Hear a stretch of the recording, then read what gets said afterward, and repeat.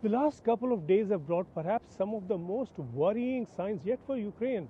In its war with Russia, they brought Hungarian Prime Minister Viktor Orban on a visit to Washington, a visit on which he broke protocol significantly politically in not meeting with President Biden and meeting instead with former President Donald Trump.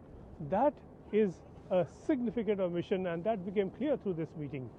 What Orban said transpired in that meeting is an eye-opener.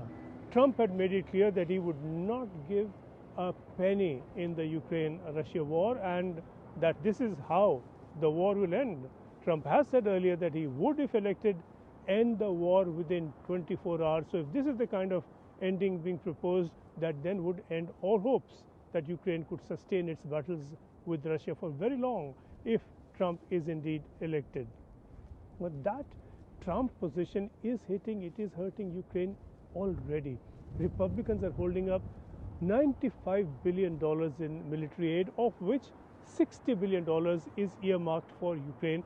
The rest is mostly for Israel, relief work in Gaza, with some for Taiwan and some for strengthening US and allied presence in the South Pacific.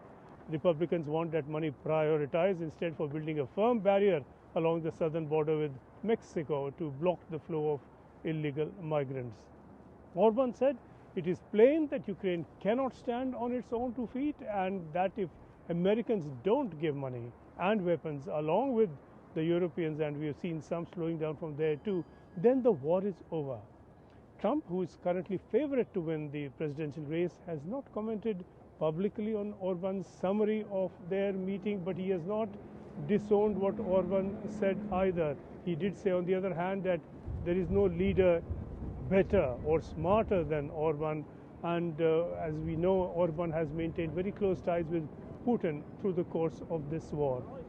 Ukraine is already fighting with its back to the wall. It is running desperately short of ammunition, and that has led to very difficult situations for Ukrainian forces in the face of recent Russian advances.